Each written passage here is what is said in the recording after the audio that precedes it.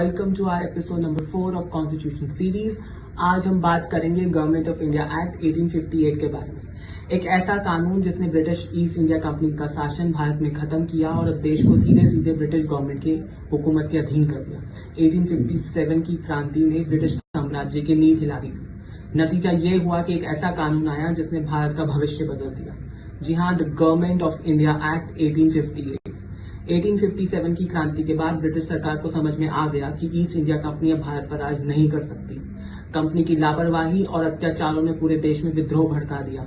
इसलिए अब कंपनी को हटाकर शासन सीधे क्राउन के हाथों में देने का फैसला हुआ। ईस्ट इंडिया कंपनी का शासन पूरी तरह से खत्म कर दिया गया। भारत अब सीधे सीधे ब्रिटिश क्वीन के अधीन आ गया।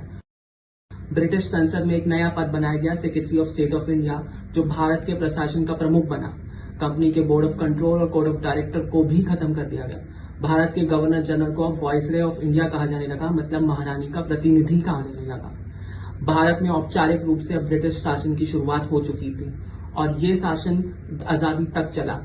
कंपनी का 250 साल पुराना राज अब खत्म हुआ और इतिहास बन गया था। अंग्रेजों ने अब राजनीतिक, सैन्य और सामाजिक नियंत्रण मजबूत कर लिया था। इस एक्ट ने भारत में एक नए युग की शुरुआत करी जो आजादी तक चला। क्या आप मानते हैं कि ये एक्ट एक सुधार था या हिंदुस्तानियों के लिए एक नए अत्याचार का रूप था? ये हम आने वाली वीडियोस में देखेंगे।